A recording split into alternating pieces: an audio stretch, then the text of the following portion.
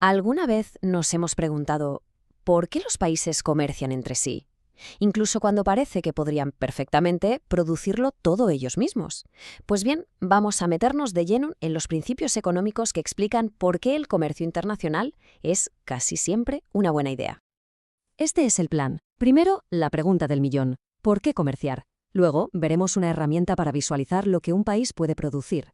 Entenderemos el coste real de cada decisión, diferenciaremos dos tipos de ventaja, y esto es clave, y al final veremos cómo todo encaja para que salgamos ganando. Venga, vamos a empezar por lo más básico, la raíz de todo. ¿Qué nos empuja, como naciones, a intercambiar bienes y servicios con otros? Aquí está el gran dilema. Si un país tiene la tecnología, los recursos y la gente para fabricar, por ejemplo, coches, ¿por qué los importa de otro sitio? Suena un poco raro, ¿verdad? Pues la respuesta tiene más miga de la que parece. A ver, en el fondo hay dos grandes motivos. El primero es de cajón. Es muy difícil, por no decir imposible, que en Noruega se pongan a cultivar naranjas a gran escala. Pero el segundo motivo, ese es el que de verdad cambia las reglas del juego. Y es que el comercio nos hace a todos mucho más eficientes, incluso con cosas que sí podríamos producir en casa. Y la palabra mágica para entender esa eficiencia es especialización. Es la idea de que, en lugar de que cada uno intente hacerlo todo, es mucho más inteligente centrarse en aquello que se nos da especialmente bien. Pensemos en esto a pequeña escala. ¿Nos imaginamos a una sola persona construyendo un coche entero desde cero? Diseñando el motor, soldando el chasis, optimizando la aerodinámica. Sería una locura. Tardaría una eternidad y el resultado sería probablemente malísimo.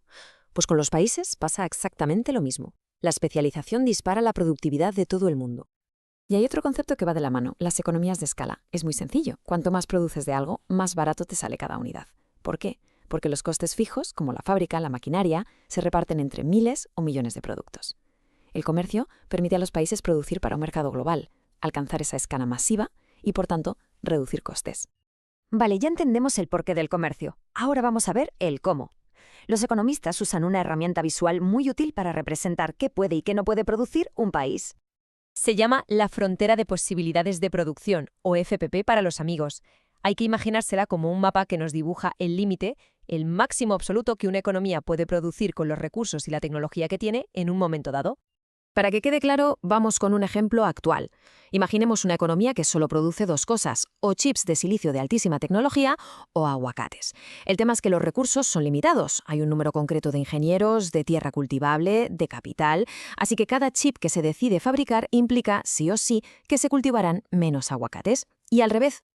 Esta línea que vemos es la FPP. Cualquier punto sobre ella representa una combinación de producción que es eficiente, o sea que se están usando todos los recursos al máximo. En el punto P, por ejemplo, toda la economía está volcada en hacer chips. En el punto F, en cambio, se dedica por completo a los aguacates, y en el medio, pues, una mezcla de ambos. Perfecto, porque esta tensión, esta elección forzosa entre chips y aguacates, nos lleva de cabeza a uno de los conceptos más importantes y útiles de toda la economía: el coste real de tomar una decisión. Y ese es el coste de oportunidad. Ojo, que no se mide en euros o en dólares, se mide en aquello que sacrificamos. El coste de oportunidad de producir más aguacates son literalmente los chips que dejamos de fabricar por ello. Es el valor de la alternativa que abandonamos. Y aquí viene la revelación, la conexión entre el gráfico y la idea.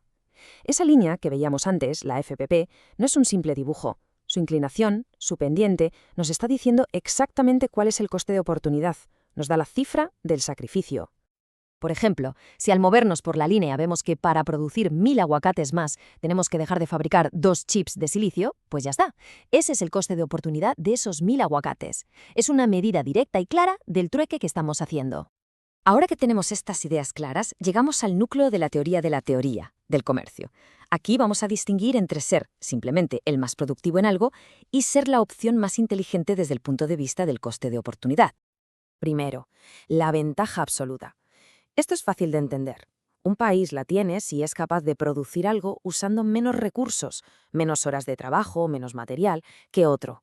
Dicho de otro modo, es objetivamente más productivo. Es el mejor haciéndolo.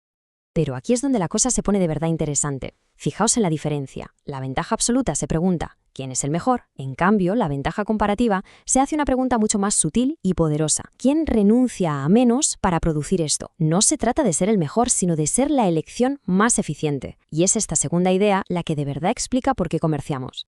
El ejemplo clásico para entender esto es el del abogado y el secretario. Imaginemos una abogada que es una crack, pero además resulta que teclea más rápido que su secretario.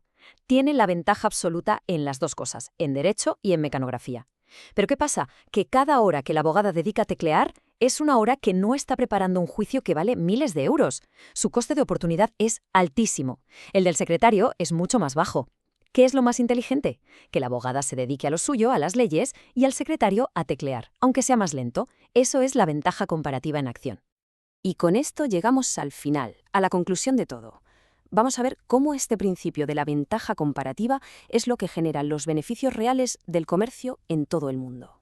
La idea central, por tanto, es esta. Los países salen ganando si se especializan y producen aquello en lo que tienen un menor coste de oportunidad, es decir, su ventaja comparativa. Fijaos en Australia. Es un gigante extrayendo mineral de hierro, pero importa gran parte del acero que consume. ¿Por qué? Porque su ventaja comparativa está en sacar el mineral de la tierra. Al especializarse en eso y comerciar, tanto Australia como sus socios comerciales acaban teniendo más de todo. Es un juego en el que todos pueden ganar. Claro que, en la práctica, esto no es un camino de rosas. Hay desafíos reales. En los países en desarrollo existe el miedo a que sus industrias que están empezando no puedan competir con los gigantes extranjeros.